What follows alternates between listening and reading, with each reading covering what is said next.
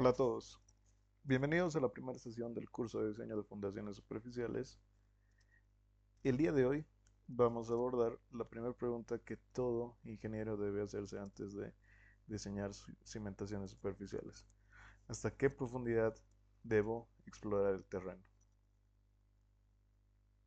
El objetivo de hoy es que seamos capaces de determinar de manera justificada, obviamente, la profundidad mínima de exploración para un proyecto de cimentaciones superficiales. Antes de decidir la profundidad, debemos planificar dónde vamos a explorar. Entonces, el estudio geotécnico debe definir varios datos. Bueno, todo esto según la norma boliviana de estudios geotécnicos. Entonces, debemos definir el número de puntos, la ubicación y finalmente la profundidad. Además de la profundidad de exploración, tenemos que ver qué técnicas de exploración vamos a realizar, qué ensayos de campo, qué ensayos de laboratorio y qué calidad de muestra vamos a obtener.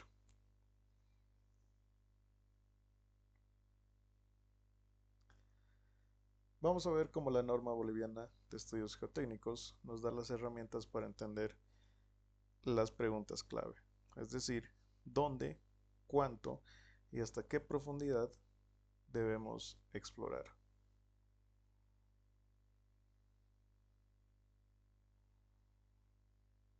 Vamos a tocar la primera interrogante, ¿no? La distancia máxima entre puntos de exploración que debe tener toda planificación geotécnica. Entonces, la distancia máxima entre sondeos depende de la variabilidad estratigráfica del terreno. Si el terreno es de tipo T1, es decir, un terreno con variabilidad estratigráfica baja, la distancia máxima permitida entre puntos de exploración es de 30 metros. Si es muy variable, es decir, un terreno tipo T3, debemos explorar cada vez más cerca. Por ejemplo, en este caso, la distancia máxima, según la norma, es de 20 metros. En esta imagen podemos ver un terreno de variabilidad estratigráfica alta. Al lado derecho vemos un depósito de arcillas. Al lado izquierdo tenemos un depósito glacial, de origen glacial, que está conformado por arenas gravas. Y bueno, al centro tenemos limos de origen lacustre, arcillas y arenas. Para entender esa variabilidad, una herramienta fundamental es el mapa geológico. En esta diapositiva vemos el Valle Central de Cochabamba y en este mapa nos da una idea previa de con qué tipo de materiales nos podemos encontrar. Es un primer vistazo que le vamos a dar al subsuelo, ¿no? Por lo menos en esta etapa de planificación geotécnica. Entonces, si observamos este corte del mapa geológico del Valle de Cochabamba, podemos ver que en la zona norte existe la zona de recarga. Esta zona norte está más cercana a la cordillera del Tunari, a la cordillera de Cochabamba. Y a medida que nosotros nos acercamos al río Rocha, tenemos depósitos de material cada vez más fino, es decir, limos y arcillas. Entonces, si nosotros, por ejemplo, planificamos que vamos a, bueno, a construir en esta zona de terrazas aluviales, en esta zona de recarga, ¿qué tipo de terreno podríamos asumir? Tal vez podría ser un terreno T1 o T2, ¿verdad? Un terreno de variabilidad estratigráfica baja a media.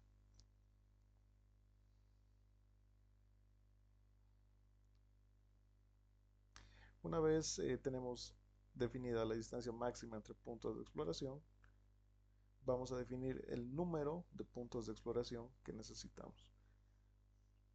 Entonces, se nos recuerda que vamos a usar métodos directos que son sondeos, ¿verdad? Para determinar cuánto es el número mínimo de puntos de exploración, tenemos que clasificar a nuestra edificación. Entonces, en este cuadro vemos la clasificación de edificaciones. Tenemos categorías que van de C1 a C5 y vemos que estas están clasificadas en función a la altura, al número de plantas y también tenemos edificaciones especiales, ¿no? Que podrían ser, por ejemplo, naves industriales y otro tipo de proyectos, ¿verdad? Entonces, dependiendo del número de plantas o la altura, vamos a tener cierta clasificación de edificaciones. En base al tipo de edificación que nosotros tengamos, vamos a tener un número mínimo de puntos de exploración con métodos directos o sondeos. Y este porcentaje de sustitución aplica en el caso que nosotros tengamos un número mayor al número mínimo de puntos de exploración. Entonces, esos números adicionales que hayamos determinado por cualquier motivo, nosotros podemos sustituirlos en cierto porcentaje, que, bueno, esto también está en función de la variabilidad estratigráfica del terreno.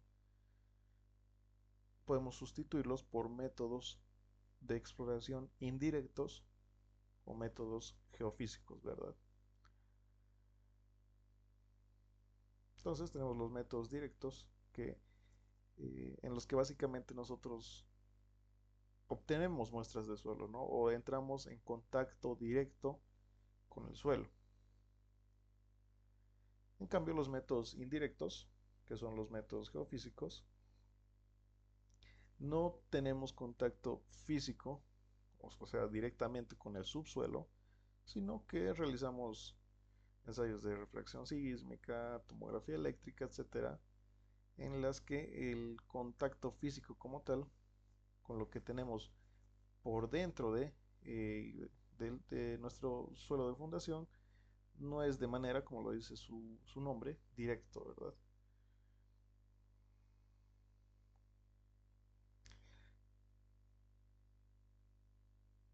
Aquí tenemos un ejemplo. Tengo un terreno de 20 metros de frente por 50 de fondo. Tengo la huella de mi edificación.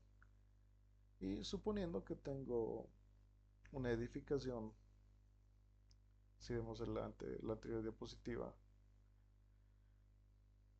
tipo C3, C3, ¿verdad? Es decir, que tengo de 2 a 4 plantas.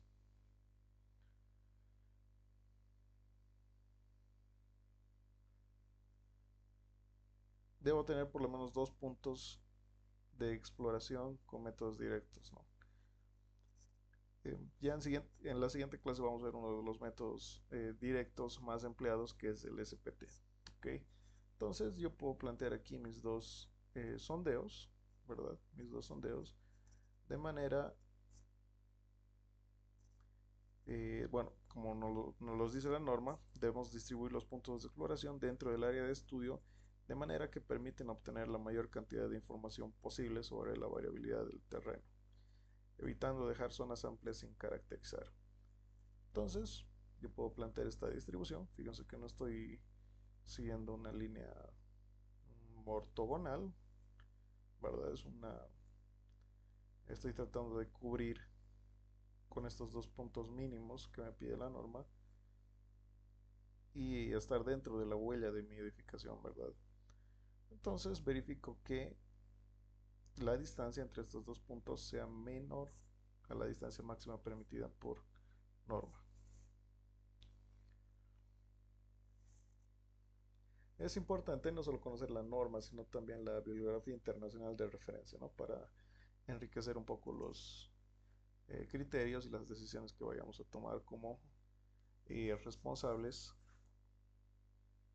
de alguna investigación geotécnica o como ingenieros estructurales que solicitamos este tipo de estudios y entonces podemos, en base a estos criterios, Obviamente lo que va a mandar es la norma local, en nuestro caso la norma boliviana de estudios geotécnicos, pero podemos enriquecer nuestras decisiones en base a criterios de normativas internacionales de referencia, como por ejemplo en este caso el circular número 5 de la FHWA, que es una entidad norteamericana. Este circular hace referencia a la caracterización geotécnica del sitio, ¿verdad? Entonces, dependiendo del criterio, vamos a tener un número mínimo y ubicación de los puntos de exploración. Por ejemplo, para cimentaciones superficiales, vamos a tener un mínimo de un punto de exploración por subestructura, ¿no? Y para subestructuras con dimensiones en planta mayores a 30 metros, un mínimo de 2 puntos de exploración. También nos indica que debemos tener puntos de exploración adicionales para condiciones subsuperficiales erráticas.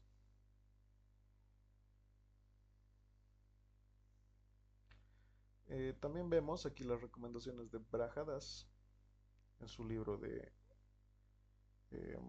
muy famoso, por cierto, Ingeniería de Cimentaciones, en las que el espaciamiento aproximado de las perforaciones está en función al tipo de proyecto, ¿verdad?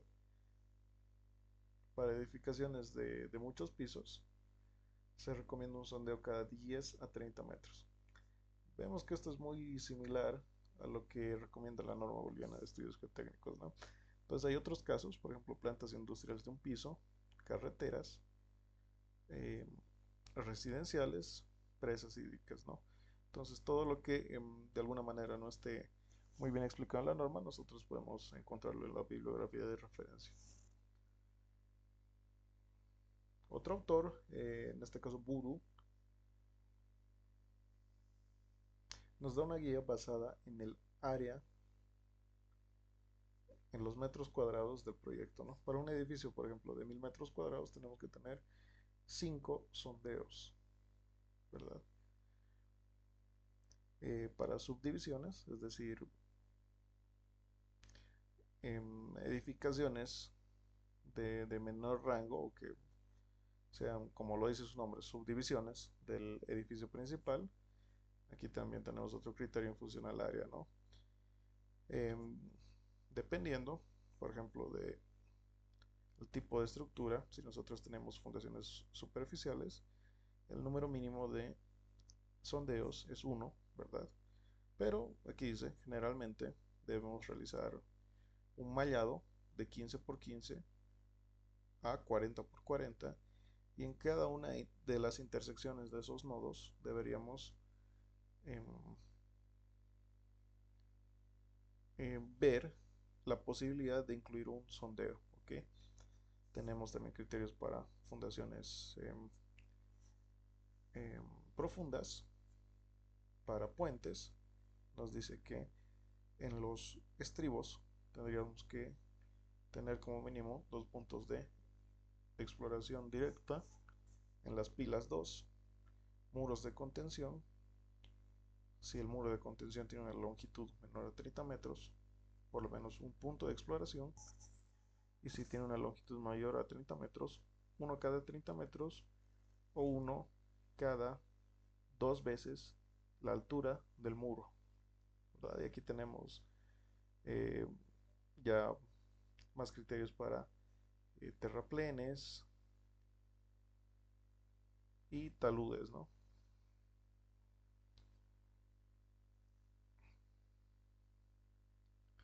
Entonces, hemos visto que la exploración se planifica según la variabilidad del terreno y el tipo de proyecto. Ahora sí vamos a pasar a la parte más importante, ¿no?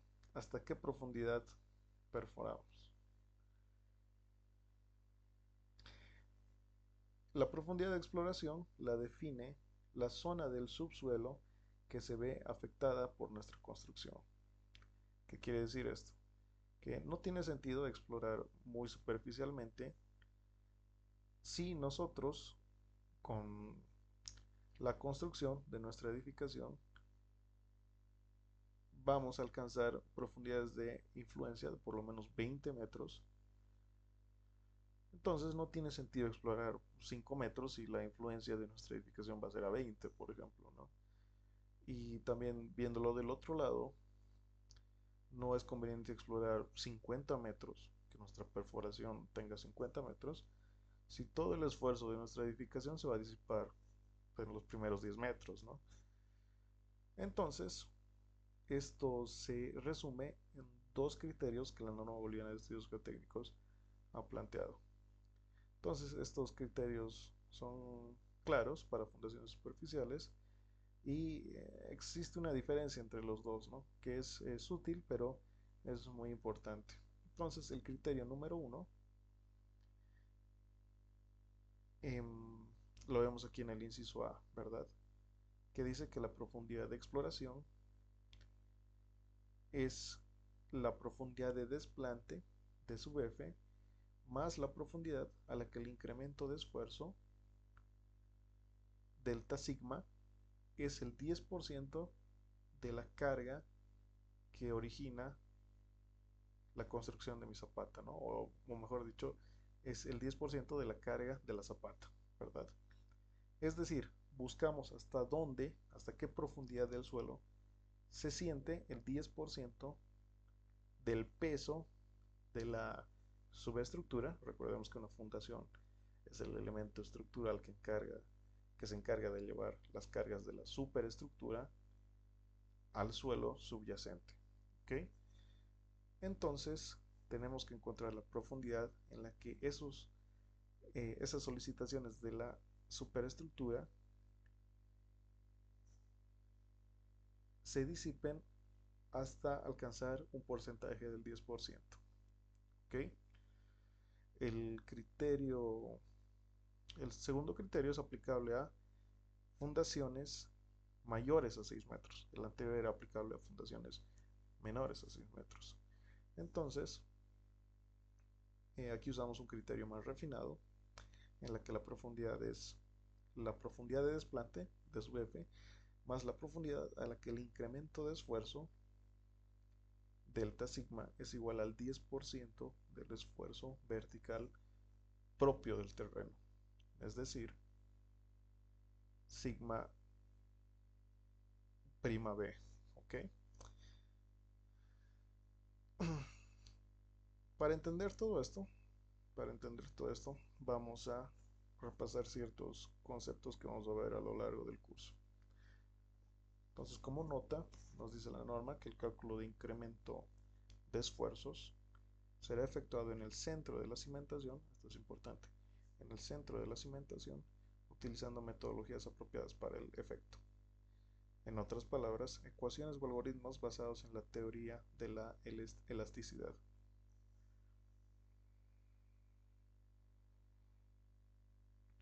Repasando conceptos clave, vamos a ver el, em, el concepto de esfuerzo efectivo. Entonces, ¿qué es el esfuerzo efectivo? El esfuerzo efectivo es el que se transmite entre las partículas del suelo y es el que controla su resistencia y su deformación. Este esfuerzo es el que realmente nos interesa. Entonces, vemos que el esfuerzo efectivo es la parte del esfuerzo total. El esfuerzo total está definido por esta relación en la que el esfuerzo total, sigma, es igual a sigma prima, que es el esfuerzo efectivo, más la presión de poros. Entonces, en esta imagen de la derecha, vemos que tenemos esta línea que es la presión total, ¿verdad? La presión total. Y a cierta profundidad nosotros tenemos un nivel freático. Entonces, a medida que nosotros vamos profundizando, este nivel freático va a ocasionar una presión de poros, ¿verdad? Que es directamente proporcional o se calcula como gamma por h, siendo gamma el peso unitario, ya sea del suelo o del agua, y h la profundidad a la que estamos realizando ese análisis, ¿no? Entonces vean, aquí tenemos el esfuerzo total, aquí tenemos la presión de poros, y siguiendo nosotros esta expresión, si despejamos el esfuerzo efectivo, nos queda que el esfuerzo efectivo es igual a o es igual al esfuerzo total menos la presión de poros. Y es lo que vemos aquí, ¿verdad? Hasta este punto, hasta la profundidad 5, si es que no estoy mal, el esfuerzo efectivo es igual al esfuerzo total porque no tenemos presión de poros, ¿verdad? A partir de este punto, en la que ya se registra el nivel freático, tenemos un cambio entre el esfuerzo total y el esfuerzo efectivo, ¿no? Que es precisamente esa diferencia, ¿no? Entre el esfuerzo total y la presión de poros. Viéndolo tal vez de una manera un poco más gráfica, si nosotros analizamos este plano, ¿verdad? Y hacemos un zoom, vemos las fuerzas externas o esfuerzos, si lo quieren ver así, y vemos que lo que se opone a esta fuerza externa es el suelo a través de esta área de contacto y las, la presión de poros, ¿verdad? La presión de poros. Pero lo que realmente nos interesa para el control de eh, o para el análisis de asentamientos y también de resistencia por corte es el esfuerzo efectivo, ¿verdad? El esfuerzo efectivo. Entonces, si nosotros analizamos este plano, no toda el área, ¿verdad? No toda el área es resistida por, o no todo este esfuerzo es resistido por nuestro suelo, sino también por la presión de poros. Entonces, el esfuerzo efectivo es el esfuerzo total menos la presión de poros. Entonces, el comportamiento mecánico del suelo depende del esfuerzo efectivo y no del esfuerzo total. Otro concepto clave es el de incremento de esfuerzos debido a una zapata. Aquí vemos un área rectangular cargada por un esfuerzo o una sobrecarga Q sub 0 o Q sub O. Y si nosotros analizamos a un punto A, ¿verdad? Un punto A que está a una profundidad Z, vamos a ver que esta carga se va disipando. ¿Ok? Entonces, una carga superficial genera un incremento de esfuerzos que tiene las siguientes características. Es máximo bajo la zapata, disminuye con la profundidad y se dispersa lateralmente. Entonces, a cierta profundidad el incremento es pequeño y despreciable. Si aquí vemos esta gráfica que es un bulbo de presiones, así lo conocemos, que se asemeja, bueno, más o menos a un foco que ilumina menos a medida de que nos alejamos, ¿verdad? Esto es el bulbo de presiones y vemos que justo por debajo de la zapata el, el incremento de esfuerzos es máximo, va disminuyendo con la profundidad y si se dispersa lateralmente, ¿no? Vemos aquí que hay cierta dispersión lateral, ¿verdad? Entonces nosotros vamos a eh, profundizar y vemos que aquí hay ciertas relaciones, ¿no? 0,2, 0,1, 0,05 y esta relación es precisamente la relación entre el incremento de esfuerzo y Q sub O, que es que es el esfuerzo aplicado, aquí lo vemos a nivel de superficie. Entonces llega a una profundidad en la que nosotros tenemos, o el suelo, en el suelo se siente solamente el 10% de Q sub O. Y esto está relacionado por, fíjense, aquí tenemos 0,1, lo que es 10%, más o menos a una profundidad de 2 veces B.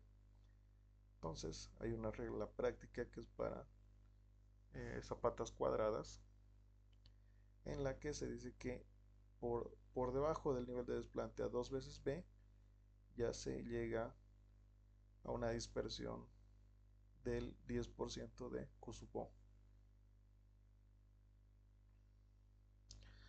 Entonces, ya habíamos visto que los dos criterios que maneja la norma boliviana de estudios geotécnicos están en función al incremento de esfuerzos a Q sub O y al esfuerzo vertical efectivo. Estamos repasando esos conceptos para tenerlos claros y justificar por qué la norma usa precisamente el 20% o el 10% de Kussbo o el 20% de la presión efectiva. ¿Será que es un número mágico? Enseguida lo vamos a ver. Em, para calcular, recuerden que la norma boliviana de estudios geotécnicos decía que tenemos que calcular delta sigma, el incremento de esfuerzos, con metodologías apropiadas. En otras palabras, teorías basadas en, o bueno, expresiones basadas en la teoría de la elasticidad. Aquí tenemos tres de esas teorías. Nosotros vamos a emplear las expresiones definidas por Boussinesq. Y fíjense que Boussinesq está del lado conservador, no tenemos expresiones de Westergaard y el criterio de 2-1. Fíjense que si nosotros empleamos Boussinesq en términos de esfuerzo, vamos a tener unas soluciones conservadoras, ¿no? Entonces, existen varios métodos y nosotros vamos a emplear uno conservador, ¿no? Y bueno, podría surgir la duda, si ustedes recordarán, aquí tengo una imagen de el mecanismo de falla que podría darse, bueno, hay más mecanismos, pero este es uno de ellos, en una zapata superficial. Entonces, tenemos una superficie de falla y esta superficie de falla tiene cierta profundidad, ¿verdad? Entonces, nos podríamos preguntar por qué la profundidad de exploración se basa en el incremento de esfuerzos y no en la superficie de falla, ¿no? Es decir, ¿por qué no controla la profundidad de exploración esta superficie de falla? Esta superficie de falla tiene cierta profundidad y nosotros podríamos pensar, bueno, si nosotros llegamos a la profundidad en la que sea la superficie de falla, con eso tenemos suficiente y ahí paramos, ¿no?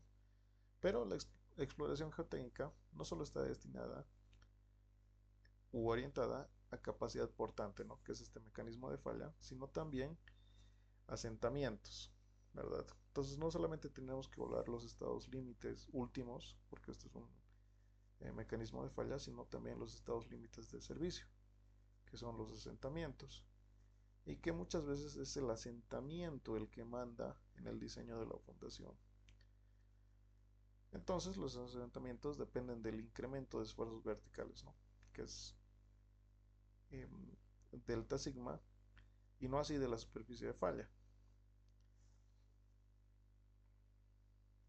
Entonces, la profundidad de exploración se define por la zona de influencia del incremento de esfuerzos, que es lo que ya habíamos visto, ¿no? Es decir, manda el control de asentamientos, no por la geometría teórica de la superficie de falla. Entonces miren el ejemplo que tenemos aquí. Tenemos una zapata de 2 metros sobre arena densa. Si solo pensáramos en la capacidad de carga, la superficie de falla, es decir, lo que tenemos aquí, podría estar dentro del estrato arenoso, ¿verdad? Pero a 4 metros de profundidad tenemos una capa de arcilla blanda. Esa capa no va a causar la falla de la zapata, ¿no? Es decir, nuestra superficie de falla podría estar dentro solamente del estrato arenoso. Pero este estrato arcilloso que está debajo del estrato arenoso obviamente se va a deformar y va a generar un asentamiento que puede ser inaceptable para el edificio. Entonces, en esos casos está primando el estado límite de servicio, ¿no? Es decir, las deformaciones, no la falla del suelo como tal, ¿verdad?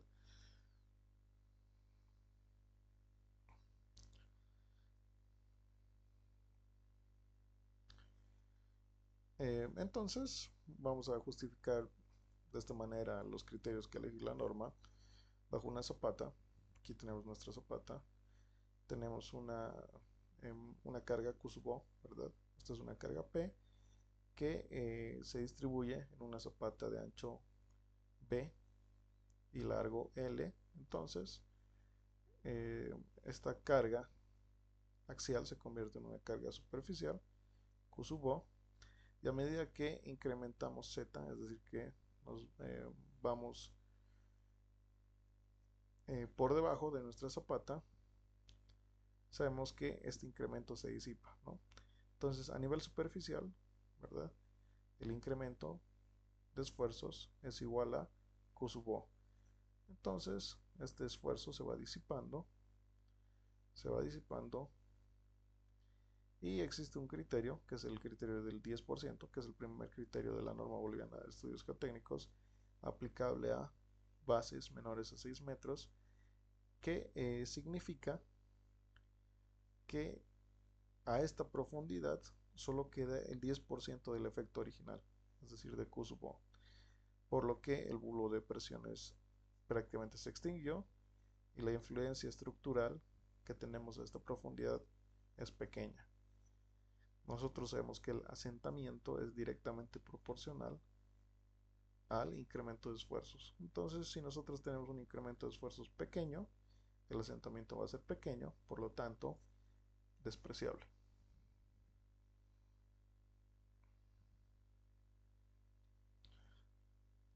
Para fundaciones superficiales con ancho mayor a 6 metros, el criterio que controla es este que tenemos aquí, ¿no?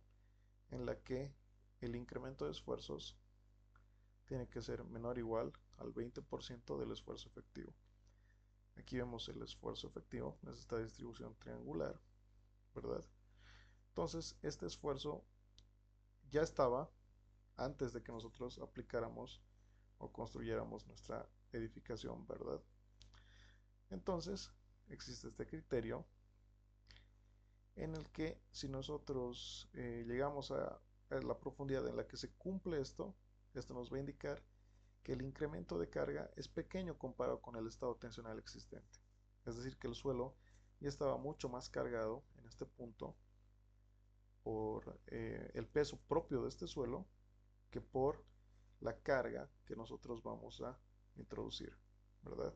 O sea, esta carga que vamos a introducir en este punto va a ser el 20% del esfuerzo efectivo a esa misma profundidad, ¿verdad? Entonces este criterio se adopta porque la deformación del suelo depende del cambio relativo del esfuerzo efectivo, ¿verdad?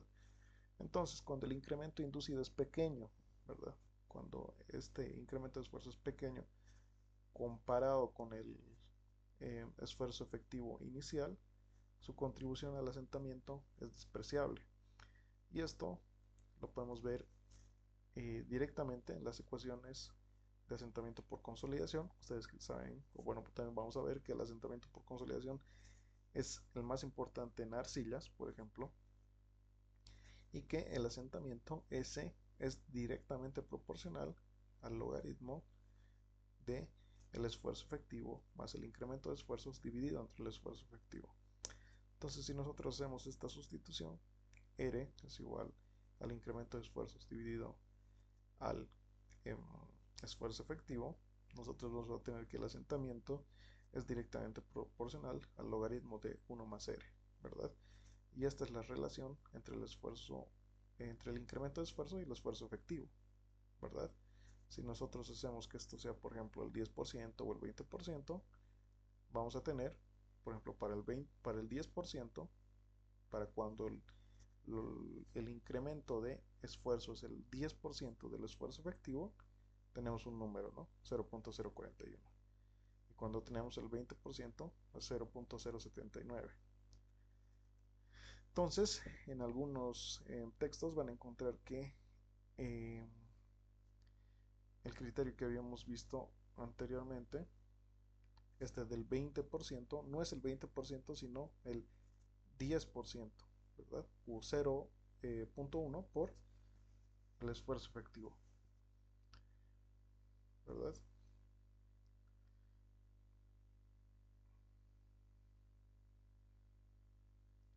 Entonces, la profundidad mínima de exploración, según la norma boliviana de estudios geotécnicos, em, podría resumirse en en el siguiente diagrama de flujo, ¿no? Entonces, tenemos como datos de entrada el ancho de la cimentación, la longitud de la cimentación, la profundidad de desplante y en el caso de fundaciones profundas, el diámetro del pilote, ¿no? La estratigrafía y cargas actuantes, por lo menos de forma aproximada.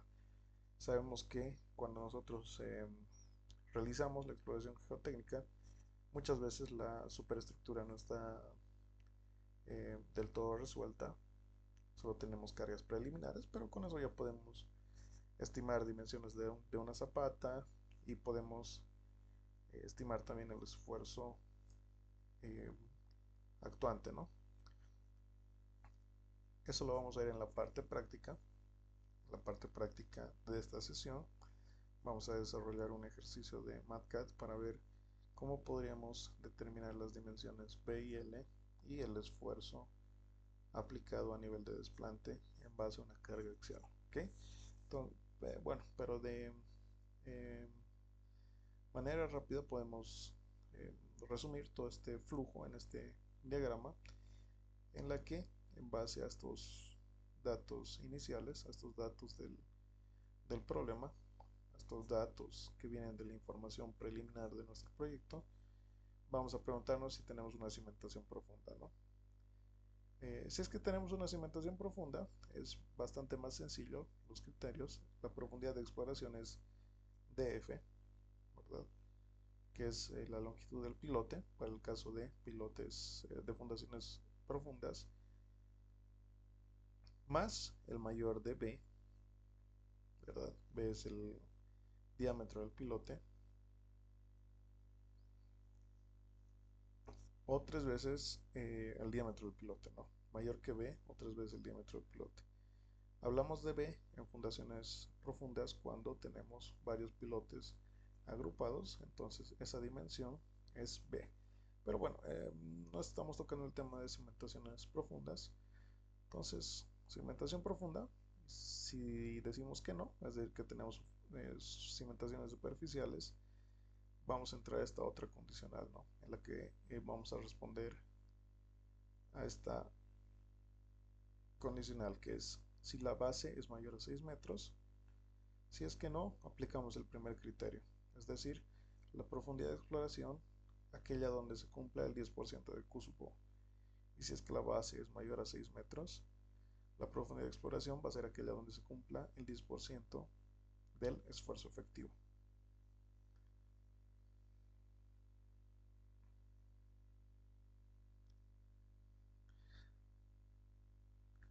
Hay ciertas reglas prácticas, ¿ok? Hay ciertas reglas prácticas.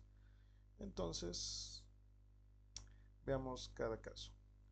Para el primer caso, en el inciso A, tenemos zapatas aisladas que tienen un espaciamiento, por el momento digamos que tienen un buen espaciamiento. Ya en las siguientes clases vamos a definir qué tanto tienen que espaciarse estas cimentaciones. Y una regla práctica es que por debajo del nivel de desplante, es decir, por debajo del nivel inferior de la zapata, tengamos un pozo, fíjense aquí está el pozo, borehole, de por lo menos 1 a 3 veces el ancho de mi zapata. Si nosotros estamos a nivel de desplante y de ahí decimos que la profundidad para caracterizar de manera correcta nuestro terreno tiene que ser de 1 a 3 veces la profundidad de, o mejor dicho, 1 a 3 veces el ancho de nuestra zapata, ¿verdad? Cuando tenemos zapatas muy juntas, lo que ocasiona es que estos esfuerzos, ¿verdad?, se solapen y de alguna manera tengamos una cimentación equivalente de ancho B, en la que el ancho va a ser, como se muestra en esta imagen, la longitud entre la cara exterior de la primera zapata a la cara exterior de la segunda zapata. Entonces en ese caso vamos a tener una especie de losa de fundación, ¿verdad?, en la que vamos a necesitar 15 veces la profundidad, o mejor dicho, 15 veces el ancho de mi zapata, ¿okay?, de esta zapata equivalente que se está formando. Para el caso de losas de fundaciones, estaríamos en la condición en que esto tiene que ser mayor a 6 metros, ¿verdad? Entonces, en esos casos, tenemos que, imagínense, esta es una losa de ancho de 30 metros, por poner un número. Entonces, si aplicaríamos esta expresión de aquí, supongamos que 2 veces B, imagínense realizar perforaciones hasta los 60 metros, ¿verdad? Sería un tanto inviable, incluso económicamente. Y entonces, en losas de fundación, por debajo del nivel de desplante, por lo menos tenemos que tener una profundidad igual a B, ¿verdad? En el caso de pilotes, aquí tenemos otra regla práctica, un grupo de pilotes en las que tenemos un ancho B, que es el ancho del grupo de pilotes, y vemos que aquí tenemos nuestro sondeo y tiene que estar por lo menos, esto es 1.5, ¿ya? Aquí también en este caso es 1.5, por lo menos 1.5 veces B por debajo de 2/3 de la profundidad de desplante, ¿no? La profundidad de desplante en fundaciones profundas es eh, la longitud entre el nivel de terreno natural hasta la cota inferior de nuestro grupo de pilotes, ¿no? Entonces, 2/3 de esta distancia, a partir de esos 2/3, 1.5b, 1.5 veces el ancho de nuestro grupo de pilotes. Entonces, eso sería todo respecto a la teoría que tenemos que ir conociendo para determinar la profundidad de exploración según la norma boliviana de estudios geotécnicos. En el siguiente video vamos a realizar un ejercicio ya, bueno, obviamente numérico, y con él vamos a ver cómo determinar la profundidad de exploración.